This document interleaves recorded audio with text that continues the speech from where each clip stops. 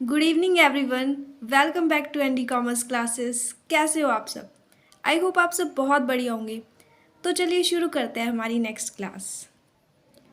आज का हमारा टॉपिक है डिविडेंड डिसीजंस। डिविडेंड के बारे में आपको पता होगा क्या होता है? नहीं पता तो मैं अभी आपको बता देती हूँ। जैसे एक कंपनी है या एक फर्म है, वो बहुत सारे प्रॉफिट अर्न कर देती है। तो वो बहुत सारे प्रॉफिट जो अर्न कर रही है, मान लेते हैं ये बॉक्स है, जादू का पिटारा है जिसमें आपके बहुत सारे प्रॉफिट्स हैं। तो उन प्रॉफिट्स को वो अपने पास तो रखेगी नहीं।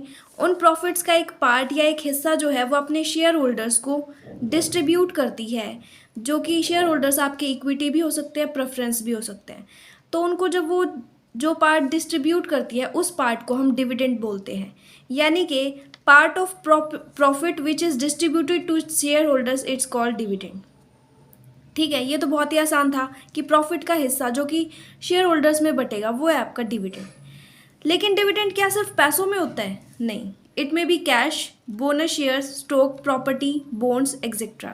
कैश में भी हो सकता है ये। इसके अलावा ये बोनस शेयर में भी हो सकता है, स्टॉक्स में भी हो सकता है, प्रॉपर्टी में भी हो सकता है और बॉन्ड्स में भी हो सकता है।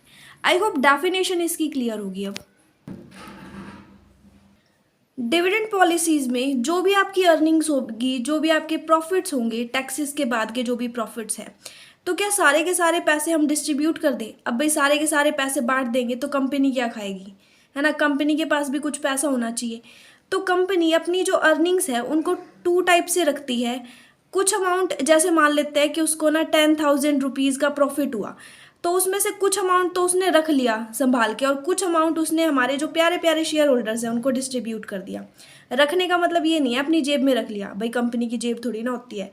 उन्होंने उसको रिटेन्ड अर्निंग की फॉर्म में रखा है। रिटेन्ड अर्निंग से आप पहले ही वाकिफ़ है क्योंकि बहुत इंटेलिजेंट जो है आप। चलिए मैं बता देती हूँ। रिटेन्ड अर्निंग वो होती है कि जिसके लिए हम फ्यूचर में उसको यूज़ कर सकते हैं। कि मान लेते हैं आपके पास इतना प्रॉफिट है, इतना आपने डिस्ट्रीब्यूट कर दिया, और इतना मान लेते हैं कि 10,000 में से 2,000 रुपीज़ जो है वो आपने रख लिए। रिटेन्ड अर्निंग एक ऐसी मतलब कि यूँ लगा लेते हैं, एक ऐसा बॉक्स है जिसमें आपने पैसे रख दिए और फ्यूचर में आप उसको यूज़ कर सकते हैं। फ्यूचर में मान लो कंपनी पे कोई आफत आ गई, कोई प्रॉब्लम आ गई, या फिर मान लो आप को किसी अच्छी जगह इन्वेस्ट करने का मौका मिल गया, तो उसको वहाँ इन्वेस्ट कर दोगे आप।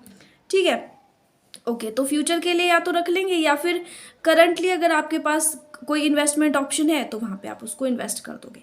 ये चीज़ आपको समझ आ गई होगी कि अर्निंग्स को कैसे हम रखते हैं। अब कुछ चीज़ें हैं, आपको थ्योरीज पढ़नी होंगी, लेकिन वो पढ़ने से पहले दो चीज़ें बहुत इंपॉर्टेंट है जो कि आपको जाननी ज़रूरी है। So first one is dividend pay out ratio.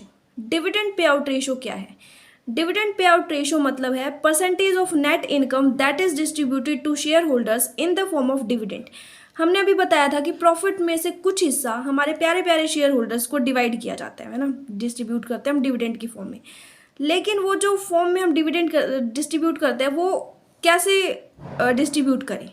Percentage की फॉर्म में अगर हम डिस्ट्रीब्यूट करें तो वो हमारी डिविडेंड पे आउट रेशो होती है। मतलब कि जिस रेशो में, जिस परसेंटेज में हम डिविडेंड पे करेंगे, वो रेशो हमारी होती है डिविडेंड पे आउट रेशो।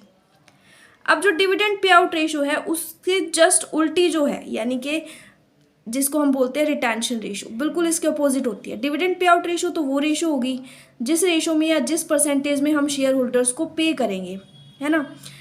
यानी कि प्रोपोर्शन ऑफ अर्निंग्स पे आउट एज डिविडेंड, डिविडेंड के रूप में अर्निंग का हिस्सा पे करना, वो तो होगी डिविडेंड पे आउट रेशो। तो रिटेंशन रेशो क्या होगी? वो हिस्सा जो हम रख लेते हैं, अभी अभी हमने पढ़ा था रिटेन्ड अर्निंग के रूप में जो हम रख लेते हैं। Proportion of earnings keep back in the business as a retained earning, यानी रिटेन्ड अर्निंग के रूप में जो पैसा हम हमारे बिजनेस के अंदर रख लेते हैं वो होती है रिटेंशन रेशो, मतलब जिस रेशो में रख लेते हैं, राइट। अब जो हमारी रिटेंशन रेशो है, इसका एक दूसरा नाम भी है जिसको बोलते हैं फ्लोबैक रेशो।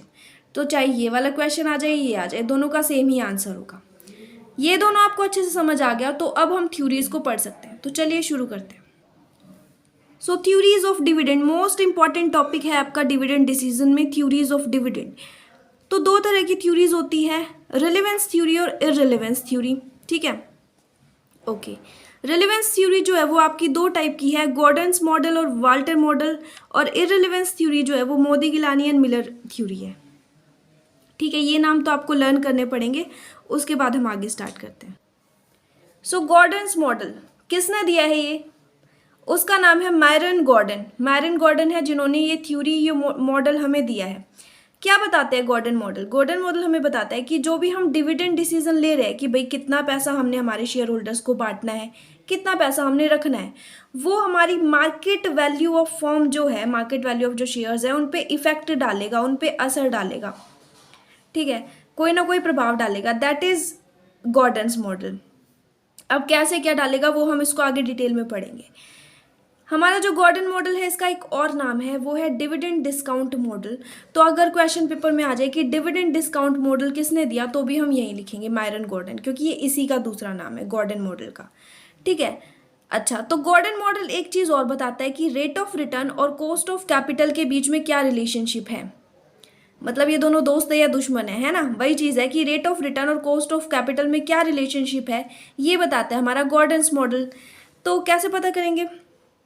अगर हमारा rate of return cost of capital से ज़्यादा है, यानी हमें अर्निंग्स ज़्यादा हो रही है, पैसा हमारे पास ज़्यादा आ रहा है और उस पर खर्चा लग रहा है कम, तो मतलब कि ग्रोइंग फर्म है, भाई वो फर्म तो ग्रोथ कर रही है, बहुत अच्छी फर्म है, तो उसका जो मार्केट प्राइस जो होगा पर शेयर वो कम होगा, है ना, क्योंकि कॉस्ट कम होगी और उसकी डिविडेंड पे आउट रेशो भी ज़्यादा होगी। अब कोई कंपनी है, उसके पास पैसा बहुत ज़्यादा आ रहा है, खर्चा कम है, तो ग्रो तो करेगी, और जब वो ग्रो करेगी और उसके पास बहुत ज़्यादा पैसा होगा तो पे भी तो वो ज़्यादा करेगी ना, ज़्यादा अमाउंट, और शेयर होल्डर्स भी खुश रहेंगे कि वाह बढ़िया है, ऐसे ही अर्निंग होती रहे, हमारा तो फ़ायदा ही फ़ायदा है। तो डिविडेंड पे आउट रेशो भी जो है वो इंक्रीजिंग होगी। लेकिन अगर उल्टा हो जाए, बेचारी जो फर्म है उसकी अर्निंग्स कम हो और कॉस्ट ज़्यादा आती हो, खर्चा ज़्यादा हो रहा हो, तो फिर वो डिक्लाइनिंग फर्म हो जाएगी, डूब जाएगी वो फर्म तो, और उसका मार्केट प्राइस पर शेयर भी ज़्यादा होगा और वो डिविडेंड भी पे नहीं कर पाएगी, शेयर होल्डर्स भी भाग जाएंगे सारे के सारे, है ना, मतलब अपना पैसा तो ले लेंगे बट फिर दोबारा वहाँ इन्वेस्ट नहीं करेंगे, सोचेंगे ये तो किसी काम की नहीं है। नेक्स्ट, जब रेट ऑफ रिटर्न और आपकी कॉस्ट ऑफ कैपिटल दोनों इक्वल हो, उस टाइम जो फर्म होती है वो नॉर्मल फर्म होती है, मार्केट प्राइस पर शेयर में भी कोई चेंज नहीं आता और डिविडेंड पे आउट रेशो भी नो चेंज होती है, ठीक है, ये चीज़ भी ज़रूरी है यहाँ पे। नेक्स्ट, फॉर्मूला इसका ज़रूरी है। फॉर्मूले के बेस पे मैं आपको एक प्रैक्टिकल क्वेश्चन कराऊंगी, तो फॉर्मूला भी अच्छे से याद कर लेना। फॉर्मूला है आपका E bracket 1 minus B bracket close divide K E minus B are. यहाँ पे मैंने इनकी फुल फॉर्म शो कर रखी है। E का मतलब होता है अर्निंग पर शेयर, एक शेयर पे आप कितना पैसा कमा रहे हो। बी का मतलब होता है रिटेंशन रेशो, अभी अभी बताई थी, जिस रेशो में आप अपना पैसा रखते हो रिटेन्ड अर्निंग की फॉर्म में। के ई मतलब इक्विटी कैपिटल की कॉस्ट कितनी है।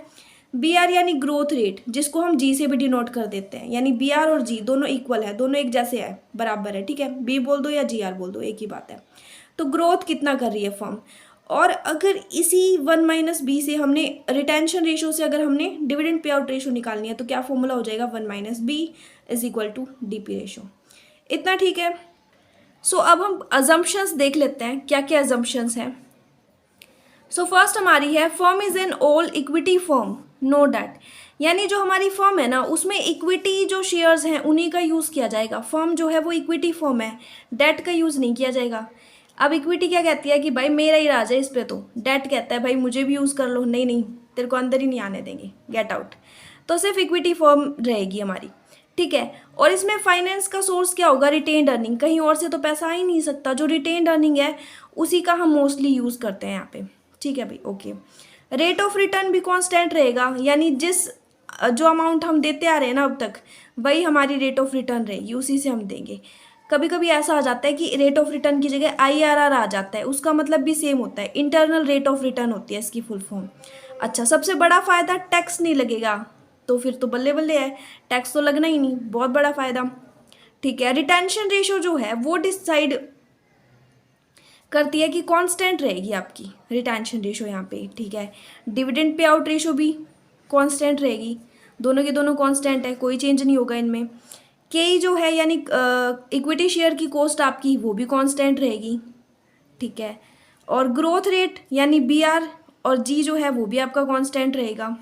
अब देखो यहाँ पे ये जो चारों है ना, इसका मतलब चारों में थोड़ा बहुत तो भाईचारा है ना।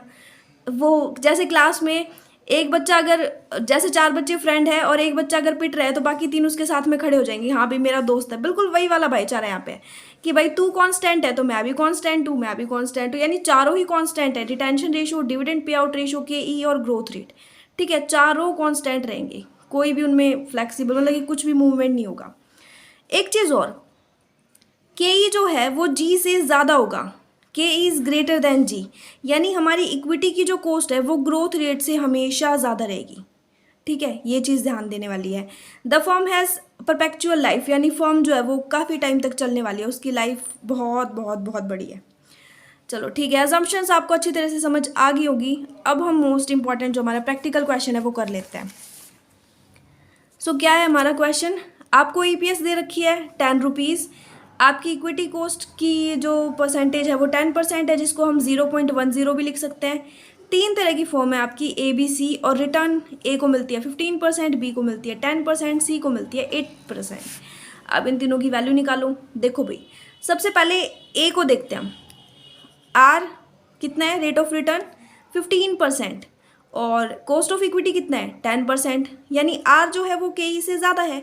अभी हमने यहाँ पे क्या पढ़ा था, हमने पढ़ा था जब आर आपकी कॉस्ट से ज़्यादा हो यानी के ई से ज़्यादा हो तो ग्रोइंग फर्म होती है ना। तो देखो ग्रोइंग फर्म है 15, 10 से ज़्यादा है, ग्रोइंग फर्म हो गया। सेकंड है बी, आर भी 10% है, ठीक है, और सॉरी ये रहा, और के ई जो है ये भी 10% है, तो यानी दोनों इक्वल है, मतलब नॉर्मल फॉर्म है।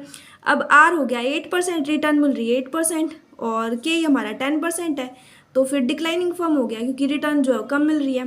तो हमें पता तो चल गया कि तीनों कौन कौन सी फॉर्म है, लेकिन इन्हीं के बेस पे अगर आपको पे आउट रेशो दे रखा है तो कैसे वैल्यू निकालोगे।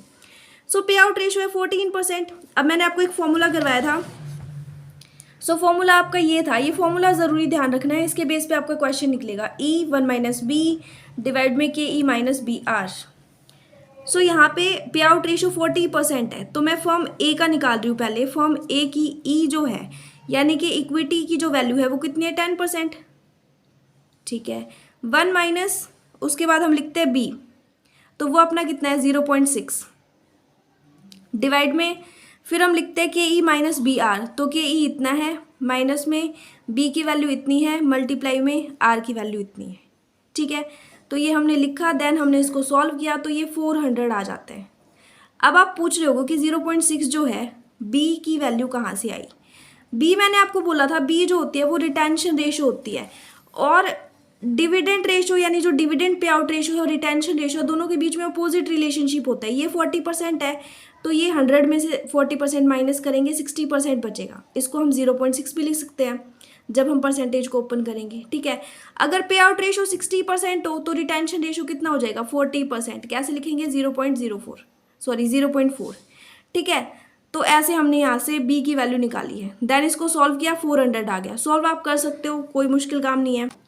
देन हमने फॉर्म बी की वैल्यू निकाली, सारी वैल्यूज पुट कर ली, ठीक है। ई की वैल्यू 1 माइनस बी की वैल्यू, फिर cost of equity minus B multiply R, then हमने सॉल्व करा 10, 1 में से ये माइनस करा 0.4 आया, इन दोनों की मल्टीप्लाई करी 0.6 आया, 0.10 में से 0.6 माइनस करा 0.04 आया, इन दोनों की मल्टीप्लाई करी 4 आया, देन इनको डिवाइड करा 100 आया। तो बी की वैल्यू आ गई इतनी, मार्केट वैल्यू।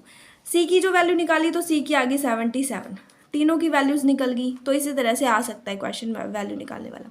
अब मैं आपको एक होमवर्क दे रही हूँ, ठीक है, तो उसमें आपको पे आउट रेशो 60% करके ए बी सी की वैल्यू निकालनी है, ठीक है। तो आप ज़रूर करिएगा, वैसे मर्ज़ी आपकी है, पढ़ना आपको है ना, ठीक है। तो अगर आपको समझ आ गया हो तो थैंक यू सो मच।